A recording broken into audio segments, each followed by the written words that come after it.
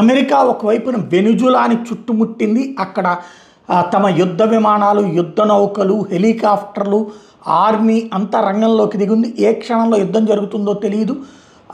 వెనుజులా అధ్యక్షుని సైతం బంధించడానికి సిద్ధపడుతోందంటే అనుకోకుండా కాదు, పక్కా ప్రణాళికతో. వెనుజులాకి ఇప్పుడు రష్యాకి సంబంధించినటువంటి జైంట్ కార్గో వెళ్ళి దిగింది అక్కడ.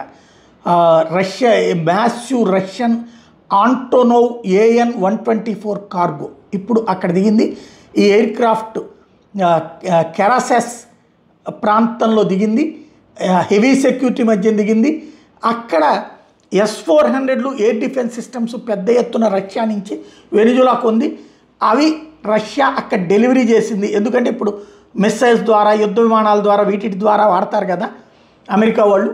అందుకని చెప్పేసి వాటిని పడగొట్టడానికి మొన్న మనం పాకిస్తాన్ వాళ్ళు పడగొట్టాం కదా, అట్లాగా ఇక్కడ ప్లాన్ చేశారు అన్నటువంటిది ఇప్పుడు కనబడుతోంది.